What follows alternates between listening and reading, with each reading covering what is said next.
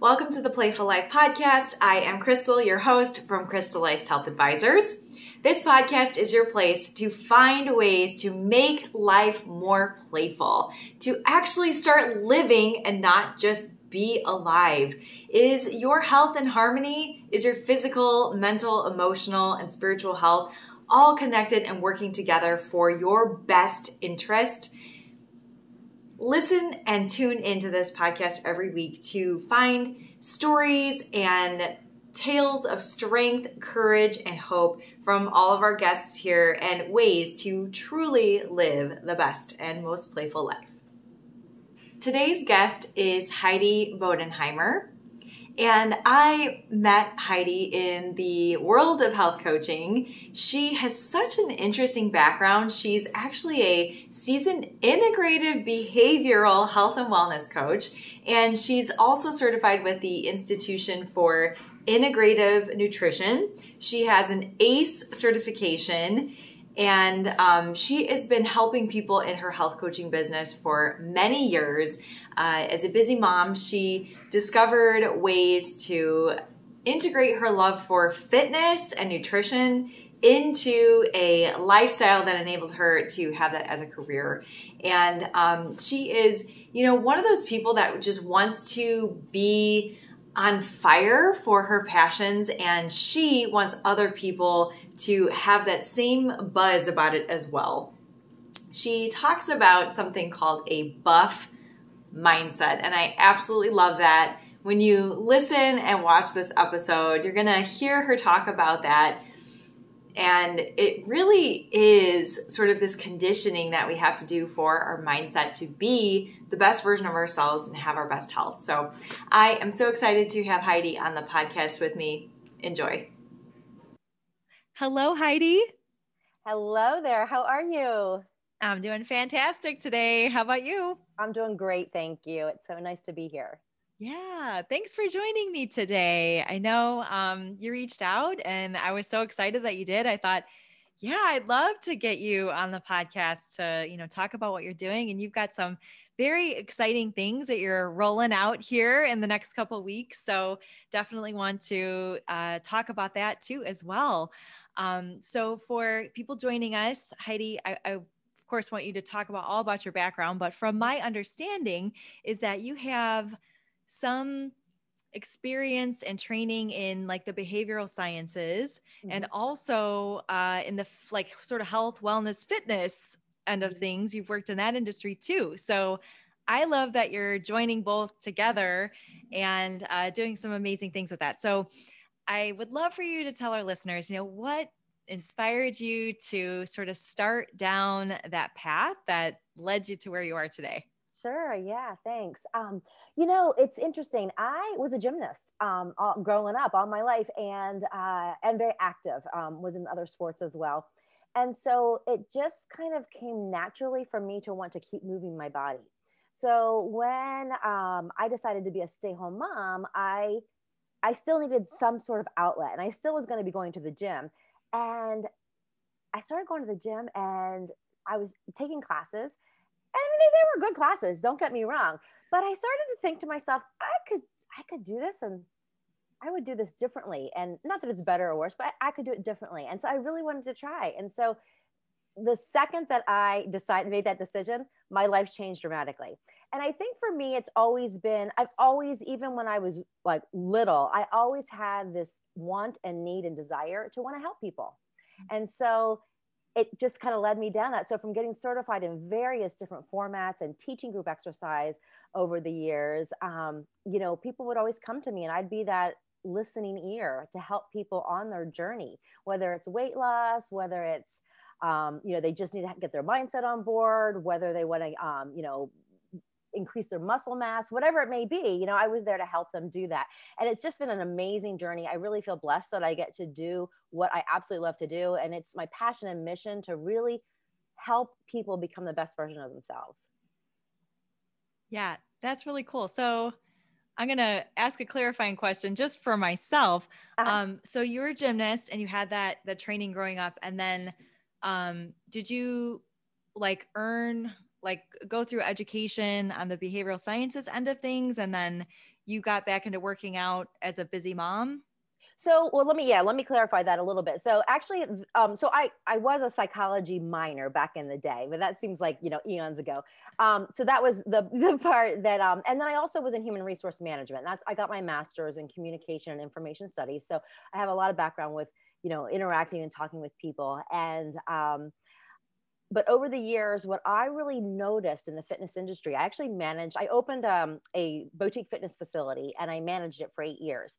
And so that in conjunction with that also includes the 23 years in the fitness industry, what I noticed was that something was missing. There was like a gap. And as much as I was part of the fitness industry, I was like, if I really am trying to fulfill my passion and my dream of helping people, we're missing the boat a little bit, because the obesity rate, is at an all-time high. And so something's missing. And so that's where I started to reach out, and I started to really research. I'm a podcast junkie. I listened to tons of podcasts, webinars. I did all of the things, right, to help fill my brain with what it was and how I was going to go about this.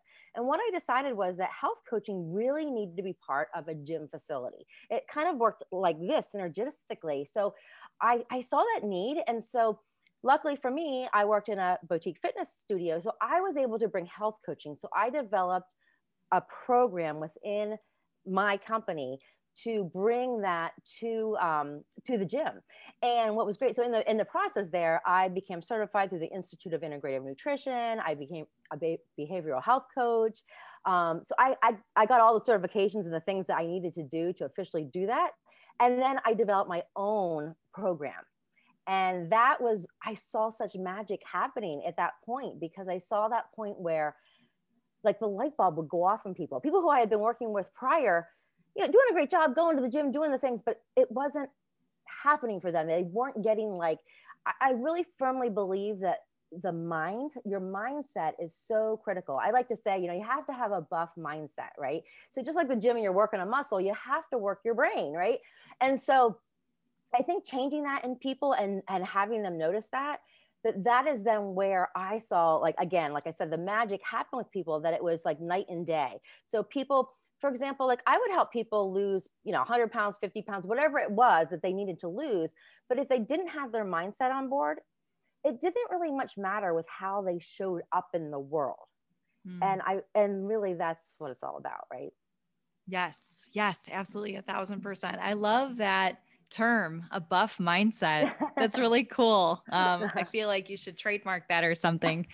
But yeah, I totally agree. How forward thinking you were at that point to add in a health coaching model, because I've been a part of a lot of gyms. I've been a group fitness instructor, trainer, all these things. And it really does happen to be like that missing component in a lot of gym environments, right? And I have had so many participants in my classes that, for better or lack of better term, they're like outrunning a bad diet, right? So they're, going to the bars, they're hitting it hard on the weekends. And then, Monday through Friday, they're like killing themselves at the gym. And I'm like, they're not sleeping. I'm like, this is not the integrative way to approach your health. And yeah, you might be getting muscles or, stronger in one sense, but the whole thing is not healthy. Right. Yeah. So, very interesting. So, I love that concept of a boutique style gym too. So what was your experience with that? Were you still in the gym sector, like when COVID happened, or had you already transitioned out of that environment? Yeah, I had already transitioned at that point, and I had actually gone, my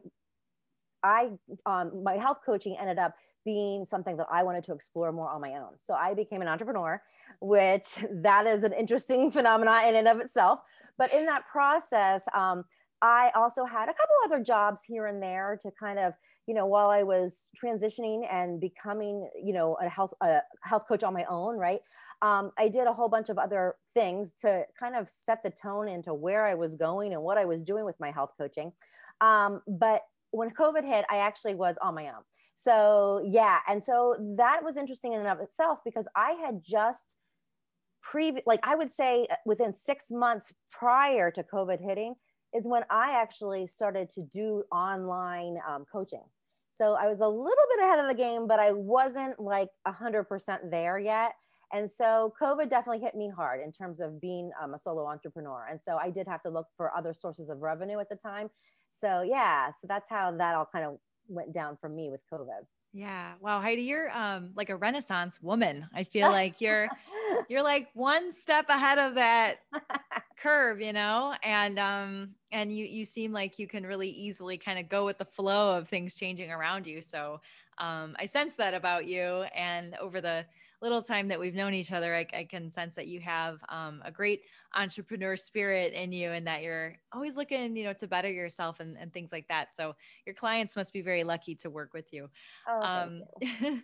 Yeah. So I would love to talk a little bit more about that mindset component of it. Like, what did that look like when you were in the gym setting, for people out there who, you know, maybe are in a gym style setting and they're like, wow, we wish we had health coaching here. Or maybe they run a gym and want to add that type of component. What did that look like? Did you incorporate classes into the gym setting about that nutrition and mindset component? Yeah. So the health coaching program, all of my health coaching has always been from an inside out approach. So that mindset has always been kind of the number one thing. So when I implemented the health coaching program, someone could come in and purchase the program in the facility, but I also had actual classes on the schedule in meditation, in mindfulness, in mindset. I have a workshop that I do called the positivity diet. All of these things, because, you know, it's interesting, all the stuff that we feed ourselves and all of that negative self-talk that we just, even the best of us, I mean, even with all the practice and work I do, I still have it, right? It's a constant practice. Yeah. And we get better and better. The more we practice, the better we get, just like anything else in life, right? But it's really interesting because once you start to feed your brain more positivity and more of the yummy goodness, right? What you put out into the world comes back to you. So it's really that law of attraction, right? And so I've really noticed such a difference when it's almost like literally like when I'm doing this work with my clients, I see like a little light bulb. It's like people's whole existence sort of just exudes vibrancy, you know, which I love. So yeah. So in the gym setting, yeah, the classes and the program itself. And now, you know, since I was in the gym setting, there's actually a lot of other like small coaching programs that people can implement into the gym. So that's also another, a kind of a newer way of looking at things if you are in a gym setting. Yeah. Very cool. Wow. That is so neat. I would be all about that, by the way. If, you know, some place, like a physical place existed like that in my community, I think I would have gravitated towards that 100%. But you were saying that you have created a space like this now virtually, which is very interesting to me. So give a little bit on that and how that came about. Sure. Well, so I live in a very small community, and I thought when I first went on this entrepreneurial journey that I would be able to serve people in my community, and then that would be enough people. And I came to realize that that wasn't going to be the case. And so I knew I needed to spread my wings a little bit. And so I actually hired a coach, which I highly recommend. Whatever it is that you're doing in life, everyone needs a coach, right? Everyone. And so I really enjoyed having a coach. And so with that, taught me how to do this online thing, right? Have this online presence. And this is before COVID. So this was before, you know, we were used to doing Zoom after Zoom, you know what I mean? All these things, right?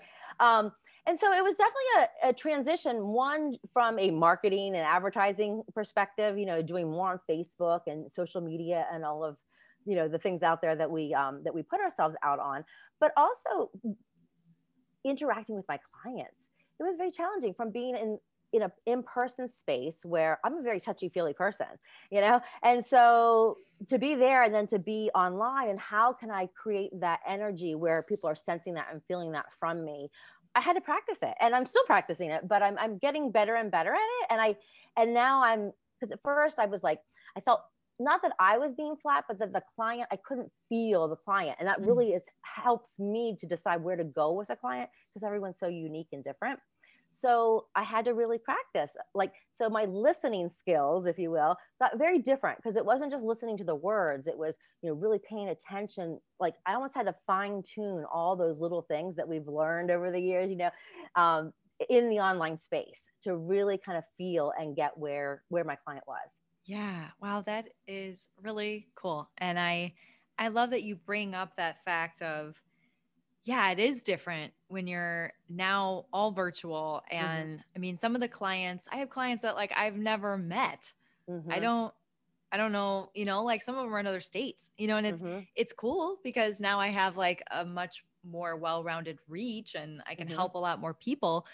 But at the same time, right? Yeah. How do we build that warmth and that rapport and have that like verbal, I don't know what I'm looking for, but like that feedback, I guess I would say, from the client, because sometimes when you're giving them something or teaching them a lesson or something, our visual cues are very helpful to coaches, right? When we're like, okay, I can sense that they're getting this, or I sense that they need more about this thing. But sometimes when we're on a screen or on the phone or giving them a module or something to follow, it's just very, it becomes a very difficult or not even difficult, but just a different approach that we need to take as coaches to follow up and really understand the learning process, I guess, that they're going through.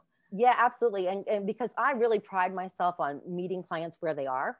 So I needed to get that information, that feedback from them to make sure that I could show up, how I wanted to show up for them as well. The other online thing that I'm doing right now is I'm part of a coaches group where we have there's 3 coaches, and it's called the Powerhouse Studio, and we are an online fitness studio gym. So teaching fitness classes in the online space is a whole other interesting phenomena. When sometimes you have people live, sometimes you don't, but they're going to watch the replay, and you have to give your full energy and be there without anyone in front of you, when I'm a person who feeds off the energy of the room. So that's been challenging as well. But I figure every time I'm doing it, I get better, and it's all a lesson in learning how to be better each and every day.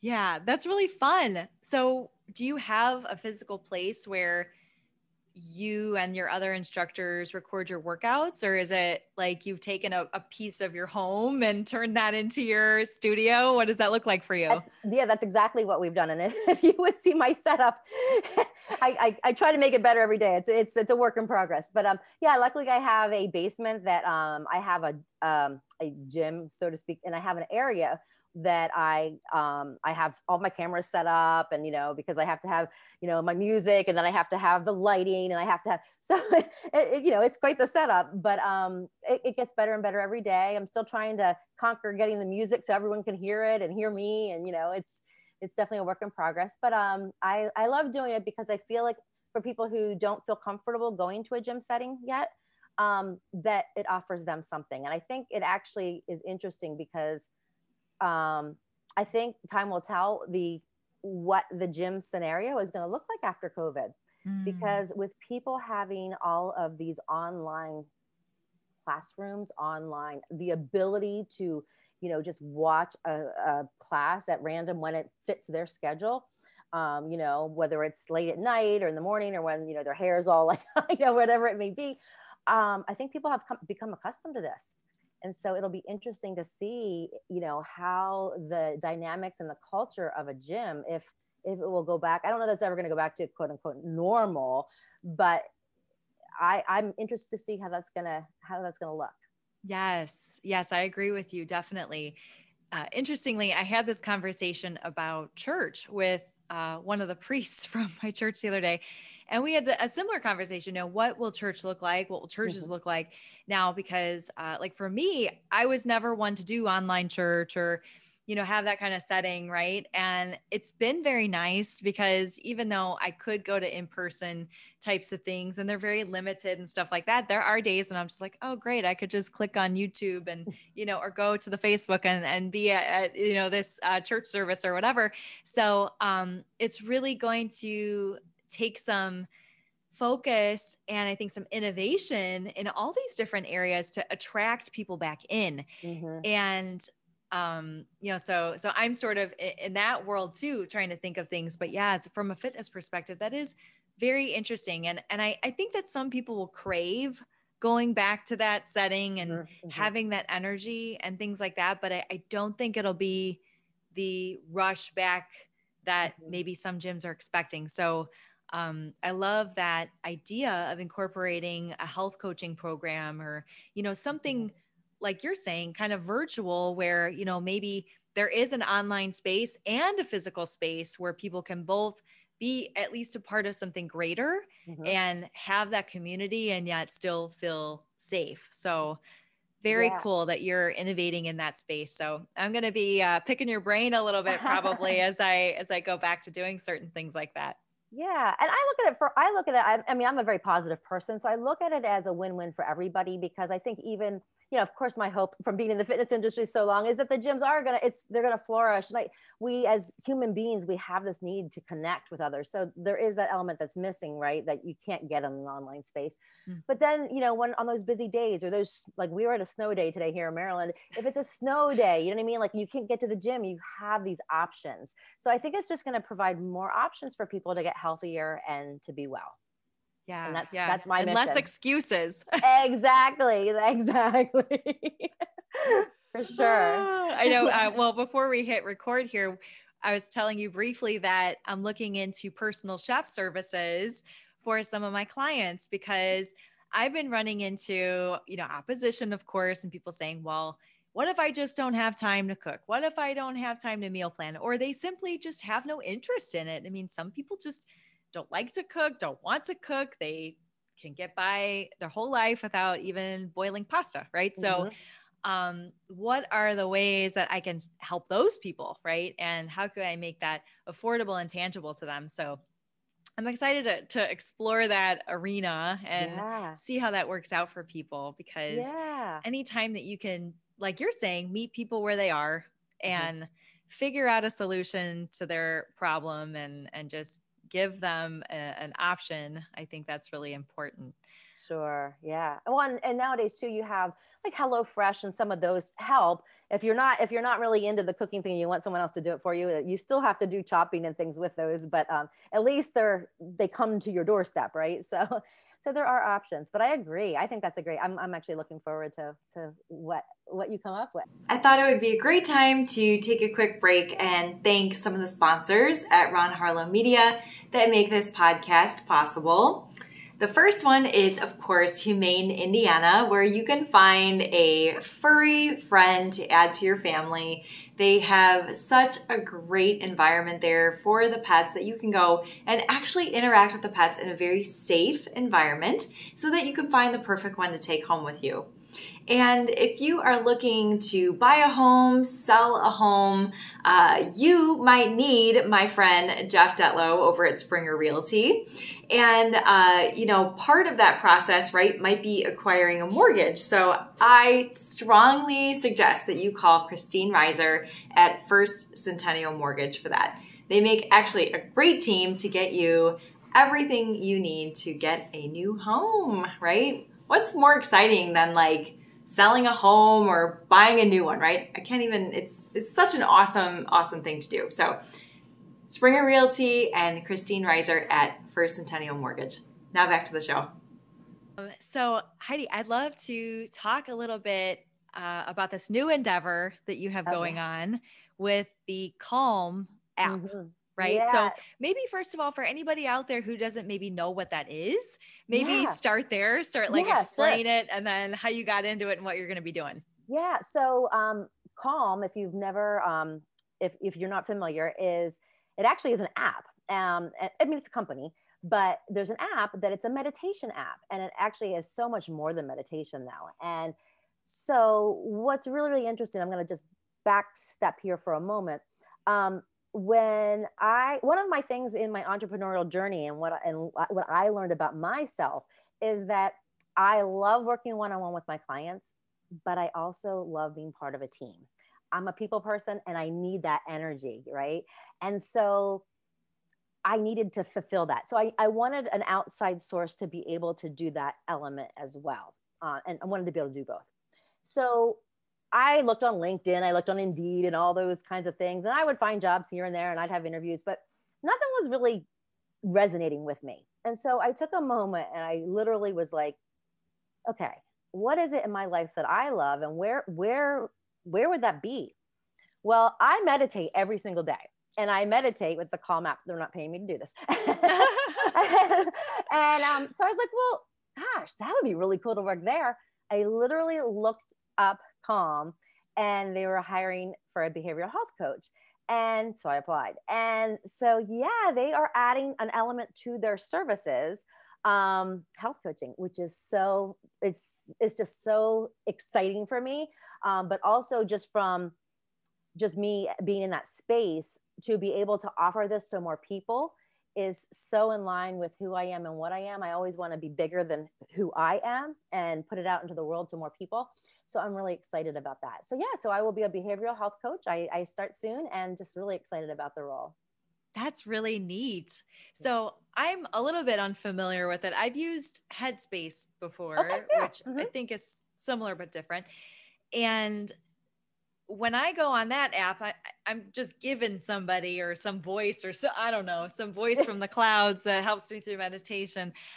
So if people were to go to Calm, like myself, right, get on that app and want to find you and do health coaching with you, is it something where they can choose you as a coach, or you just get assigned to people that sort of come through the ranks? So interestingly enough, that's not really, because we're just in the very infancy stages. So I'm part of the initial team that we're going to be eventually bringing health coaching to the masses. But right now the actual company is selling to employers to help have this go to employees. So right now we're not there yet. So right now the best way is, to get a hold of me is at my website, HeidiBodenheimer.com. You can follow me on Facebook, Heidi Bod Be Well. And I do one-on-one coaching. And also I'm in the middle of developing a group program as well. So that would be the best way, because Calm right now, we're not, stay tuned, stay tuned. Awesome. Okay. Well, that's really cool though, that they're thinking in the ways of hitting corporations and sort of starting it in that sort of realm. And I think that is really important. One of the goals with my business, and of course, COVID has made this a little bit more difficult, not impossible, but a little bit more difficult, is doing like public speaking, right? And having these opportunities to go to conferences and seminars and things like that with big corporate audiences and explain, the benefits of taking care of your health and how that leads to productivity and longevity and all these things, and how that relates to, your wealth and your earning potential and things like that, because I really think that's all connected, right? And like you're saying, have a buff mindset, not only in your fitness, but, in your nutrition, in your job, in your career, in your family life, and all these things are so interconnected. And I mean, that's what this podcast is all about. So very glad that you've kind of tied all that together. Because if one part of your life is out of whack, it inevitably affects the others. So it's such a whole pie kind of feeling. So absolutely. Well, I'd love to ask you just a few questions about your entrepreneurial journey, because you said now, I mean, obviously seems like you've always been into sort of doing your own thing and finding ways to innovate and stuff like that. So we had joked, I think, again, before we hit record, but that being an entrepreneur is all about personal development and self-development and all those things. So I'm always curious, where do other entrepreneurs, especially women, right, go to find their inspiration? Like, where do you go to find your personal development to share with others and to build yourself? Yeah, I am a podcast junkie. So I listen to a lot of podcasts, and then, inevitably on podcasts, they'll have a person on, and I'll be like, oh, I need to follow them. And then I follow them. I read lots and lots of self-development books, and they're always fantastic and fabulous. I just got done reading Psycho-Cybernetics from Maxwell Marx. Amazing book, really, really good. I highly recommend it. I love Brendon Burchard. The list goes on and on, because I read it all the time, right? I'm a little bit a little bit of a geek when it comes to self-development stuff. But I think one thing I would say is I found that for me personally, I had to be really, really cautious though of the information and the stuff I was getting off of social media, because inevitably, you say you want a vacuum cleaner, and then all your social media is all about vacuum cleaners, right? So same thing in the health coaching or fitness realm, right? So I'm being bombarded with, other fitness instructors, other health coaches, and and of course, comparison is the root of all evil, and we know not to compare, but you do. And so I really have to be mindful of creating that space and that awareness of when it's too much. And so I just caution people to make sure that, live for you, right? And what it means for you, not someone else's. And something I always say to my clients, and then sometimes we have to say it for ourselves. So I had to remind myself just the other day, don't compare your beginning to someone else's middle. So, yes. Yeah. Wow. Oh, I'm so glad you went there with it. Heidi, I feel like our social media feeds must look very similar because it's so true. When you follow someone like Brendan Bouchard, right now, everybody who wants to be a business coach or, a personal development guru or whatever is advertising to you because you're following these podcasts and you're whatever. So it really is. And then you get sort of lost in like their messaging sometimes because they're like, you need to be on, TikTok and Clubhouse and all these things. And it's so overwhelming, I think, to people who are trying to do anything. I mean, as an entrepreneur, yeah, but I think just as a normal person out there trying to do anything, I mean, how overwhelming it is to think like, oh my God, I just mastered Instagram and now that's old school news. Like what? What is going on? Yeah. And I didn't even get to mention to you that in the whole COVID time frame here, I actually was a business health coach, or not health, a business coach for about 6 months. So I learned all the things, and then I had to teach all the things. And, and then I even was fed more of it because even more of it was fed into my media and to my life, really. So yeah, you really have to keep kind of a checks and balance. Yeah. 100%. Can't agree more.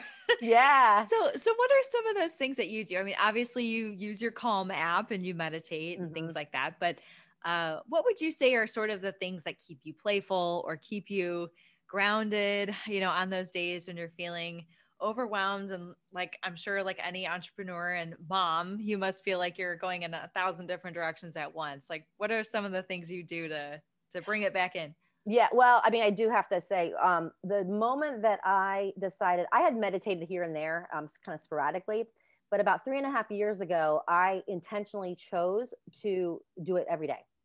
And once I committed to that daily practice, it has totally rocked my world and changed me. And I say this because it's not just, I meditate. It has changed every facet of my life. I'm a better mom. I'm a better spouse. I'm a better friend, daughter, all the roles that I play, because I can now, and am I perfect at it? No, not at all. Nope.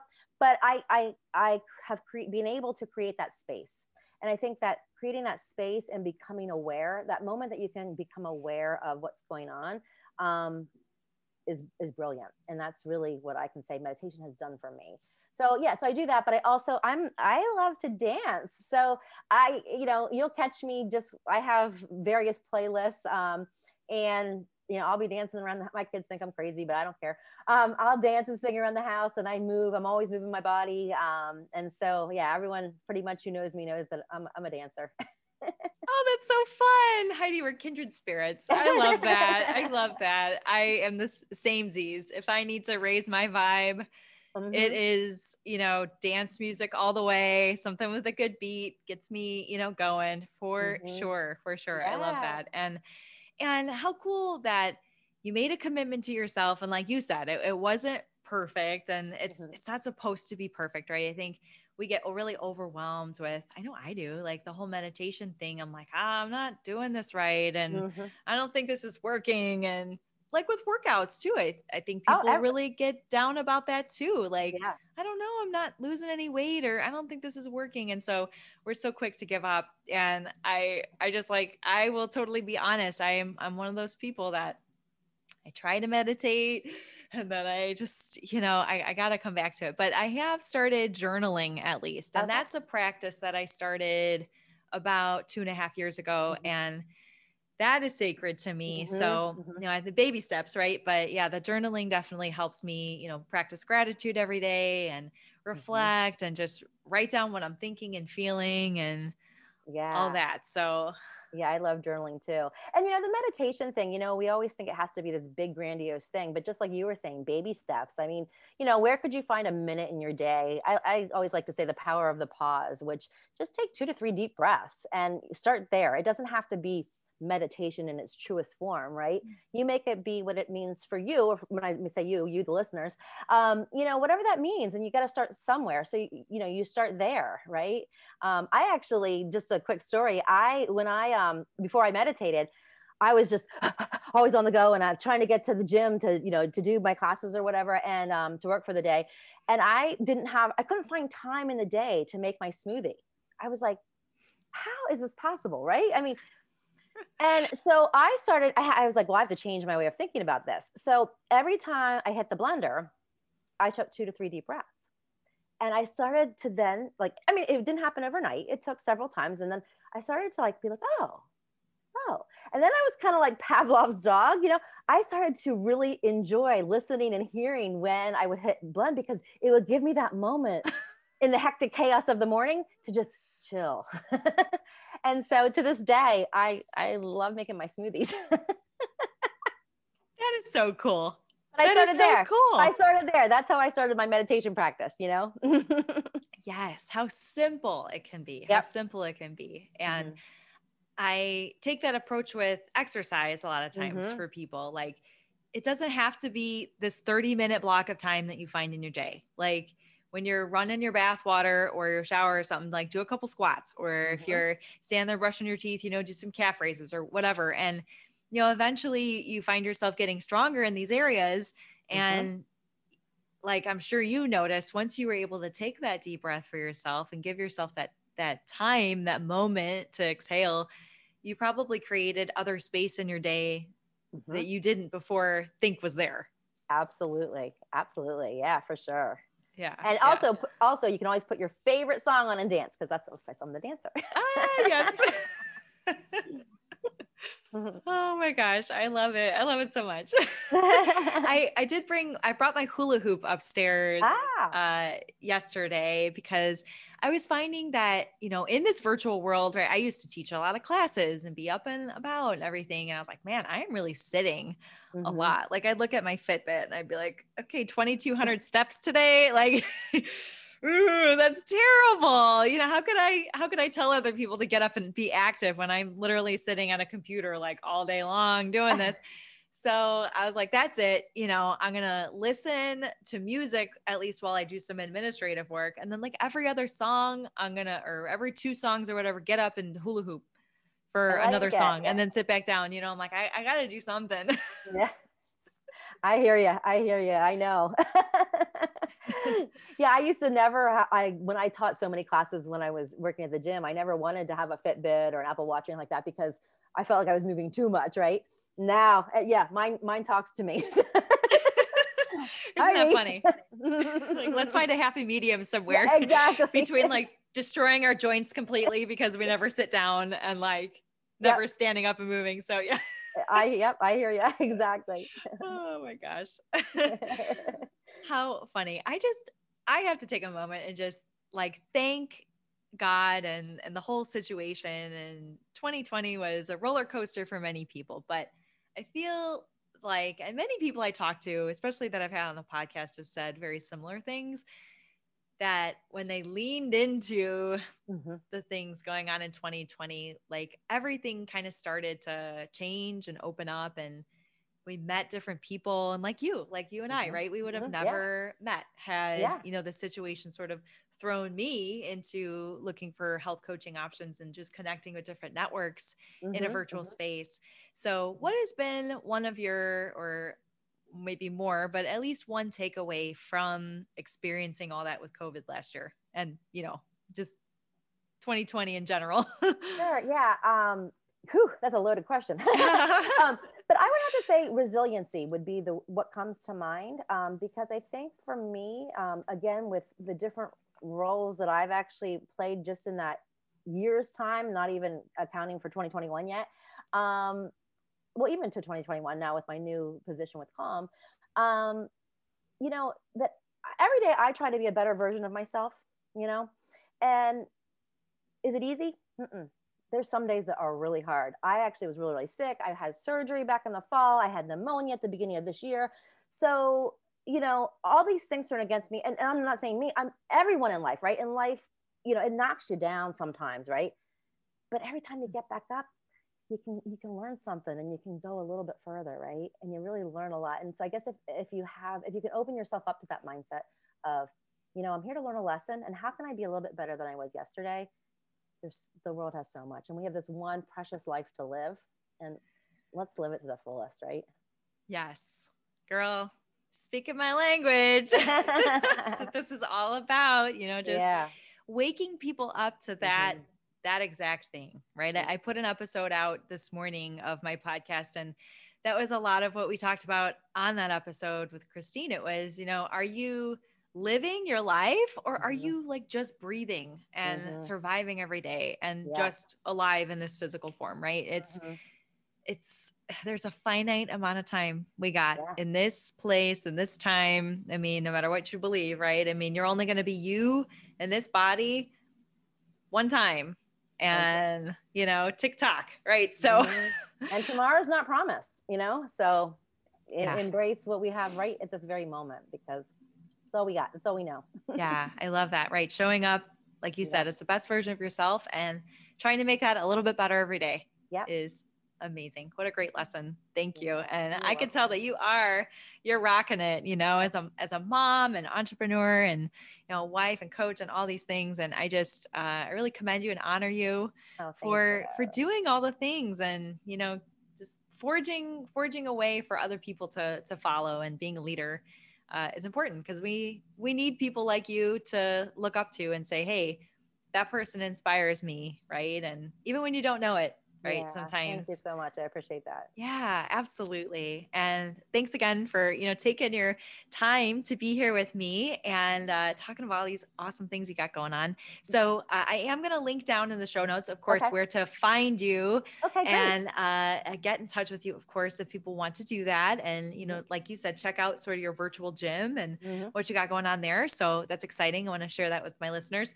And just once again, if you want to just maybe give a quick, if somebody's listening right now and wants to hit Siri and say, hey, look up Heidi, what would be the best place to do that?